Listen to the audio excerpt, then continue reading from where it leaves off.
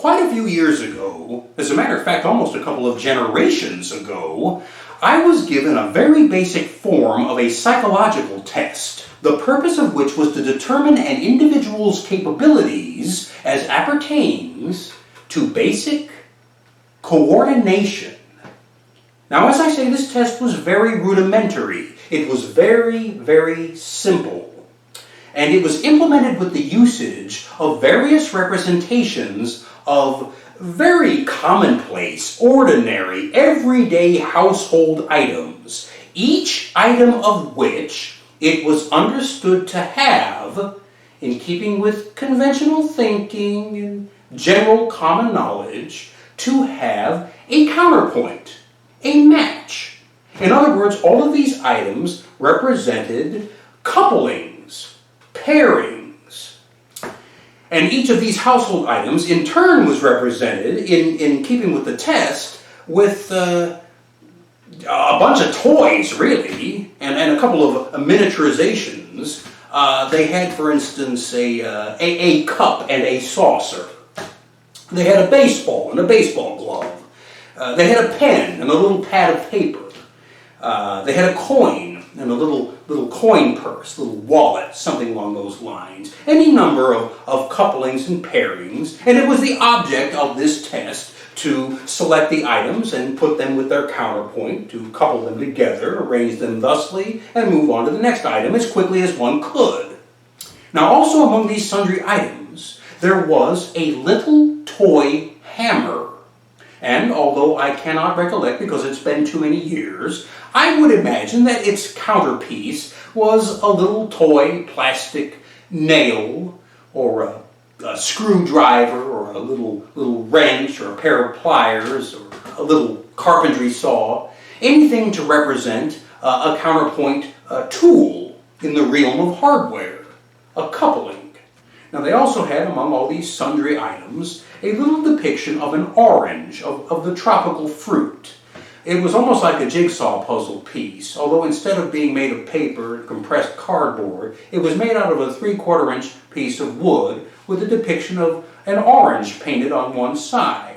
You could have stood it up on end if you wanted to do so. And I imagine that its counterpoint was maybe a little apple, likewise depicted on a piece of wood, or maybe a vegetable, so that you could have apples and oranges, or fruits and vegetables.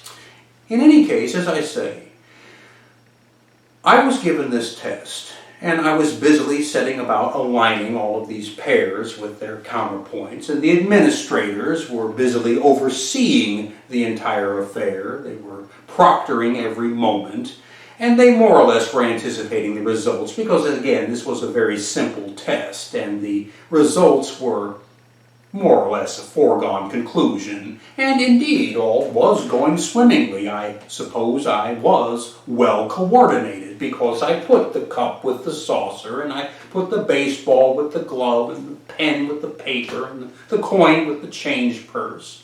Everything was going fine until I got to the little toy hammer. And without hesitation, I put the hammer in a coupling with the orange.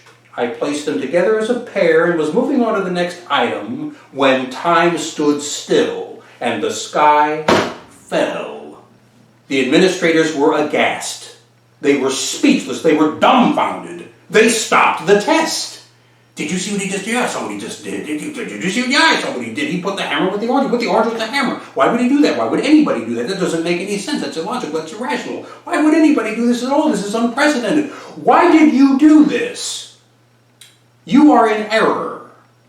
You are wrong. You've done something wrong, and therefore you've, in essence, done something bad.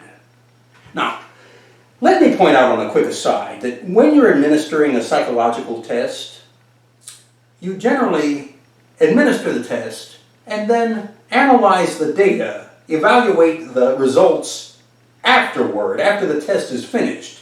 You don't generally dictate the results while the test is taking place, right then and there in the moment. That's generally not how it's done. But that's what they did. They stopped the test, and they demanded to know why anyone would do such an unthinkable thing. Why did you do this?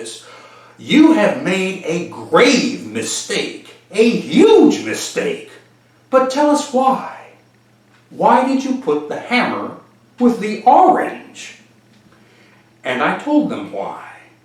I put the hammer with the piece of wood that happened to have a painting of an orange on the back. You take a hammer and you drive a nail into wood. You use a hammer and a piece of wood in woodworking. The hammer goes with this piece of wood. Therefore, I put the hammer with the orange.